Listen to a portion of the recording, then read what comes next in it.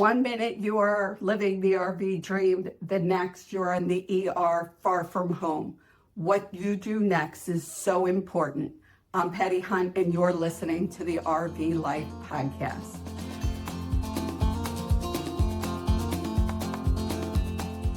Bob, what is it like to help bring someone home when they're sick or injured, scared, and far away from loved ones?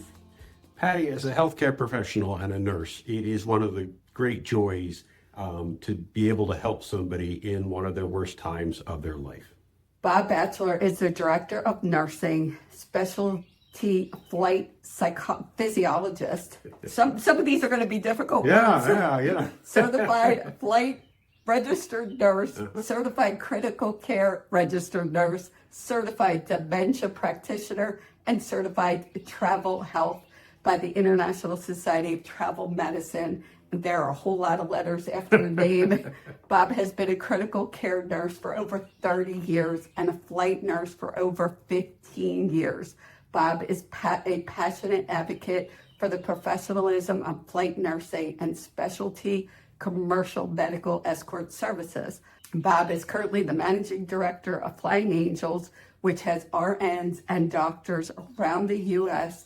and around the world who fly with people who have medical needs on commercial carriers.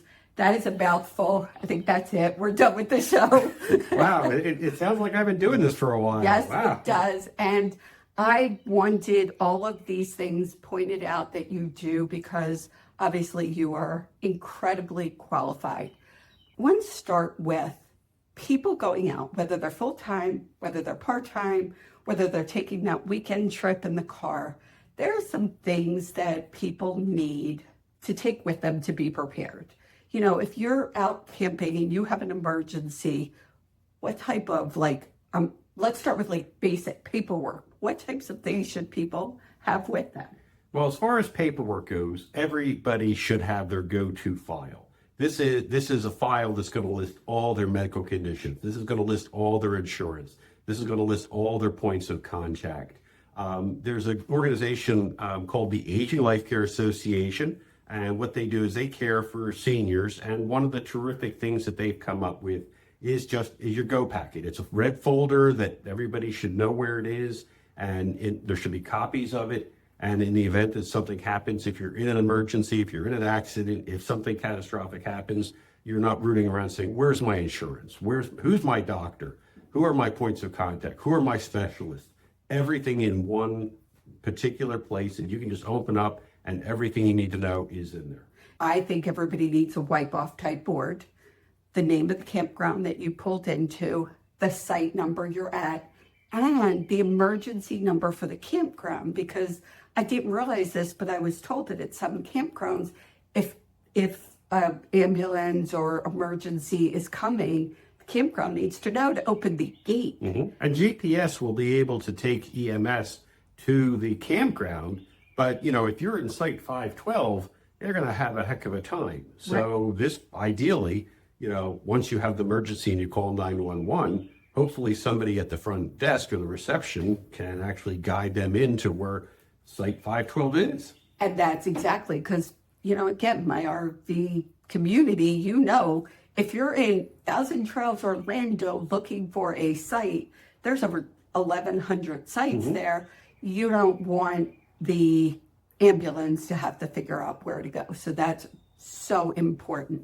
I know when we think about emergencies, we think about the ER and all those things, we're thinking the older community. I hear that all the time. RVers are the older community, and if they get sick or hurt. But you have a lot of experience within your company of flying younger people. So let's talk about that. Sure. When people are younger, they tend to think they're invincible. A lot of the older population that we transport, are exacerbations of some of the chronic conditions they have. Their lung problems, their heart problems. The younger population are people who get injured. And boy, I'll tell you what, if I've learned anything in my day, being at a campground and being out in the woods is a place where you can get injured pretty darn easily. One of the things that I'm constantly preaching about is to make sure that your members have a medical travel insurance policy or some policy that will make sure that it covers their medical expenses if they're out of network from where their home base may be. If you're going to be on the road, if you're going to be traveling, you want to make sure you know what does your insurance cover when you're out of network, because the copays and deductibles outside of network can be multiples of what they are in network. And many of us have high deductible plans where, you need to spend $5,000 before the insurance will kick in. Well, if you're out of network, that could be $20,000, $25,000. That can be very significant. So these are things that you don't want to wait until you need before you actually go out and figure out what insurance you have or what your insurance will cover. Your insurance, your general medical insurance, will most likely not pay to repatriate you or send you back to wherever your home base is. So you want to make sure that you have specific insurance that would get you back home in the event that you need that. So when I called you, you said, what do you want to do? Like, I'll come down, I'll fly you back. Mm-hmm. Like, we ended up packing up the whole RV and you drove us back. The question is, how do people make that decision? I know there are people that get on a plane, fly their loved one back. Not necessarily the safest thing. How do you?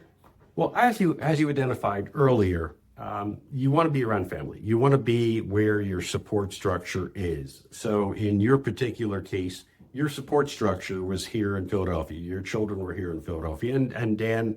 And Bob was here. Let's just get real. You were here. And Dan grew up in the Philadelphia area, and that's how Dan and I had become friends many, many years ago. So the question is, how do you want to get back? You need to get back to where your support structure is, which is what you decided that you wanted to do. And there's any number of ways of doing it. Now, the company that I manage, we have doctors and nurses, as Patti introduced, who accompany people on the commercial airlines. So, that was one of the considerations to send one of our nurses down, pick you and Dan up, and then fly you back on a commercial airline. And, we have the medical monitoring equipment, we have the oxygen equipment. So we could have done that safely. The concern was that you had all your stuff and that we knew, that when this happened, you were going to want to have your stuff back here in Philadelphia. And you were going to come back to Philadelphia for an extended period of time because this is where your children were.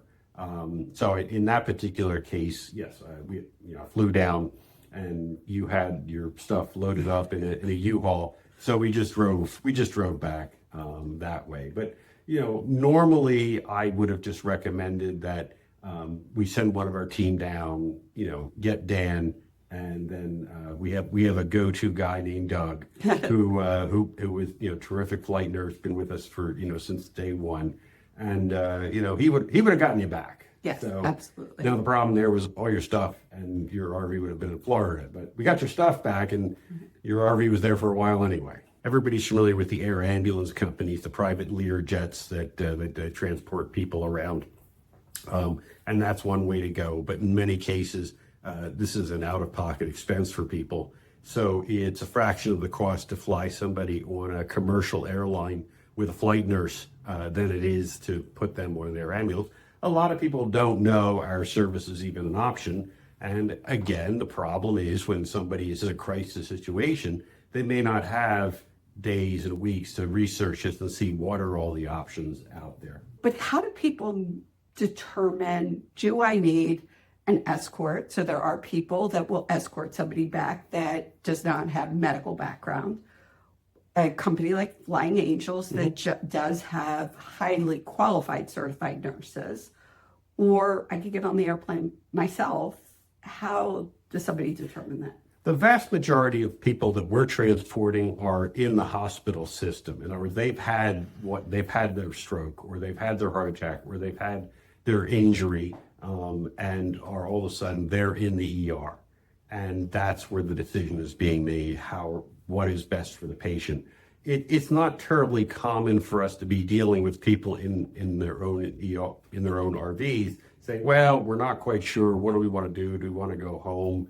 Do we want to drive home? Do we want to fly home? Do we want somebody to bring us home? For the most part, we're talking about those people who have had the injury, who have had the health problem, and, are in, serious condition at this point.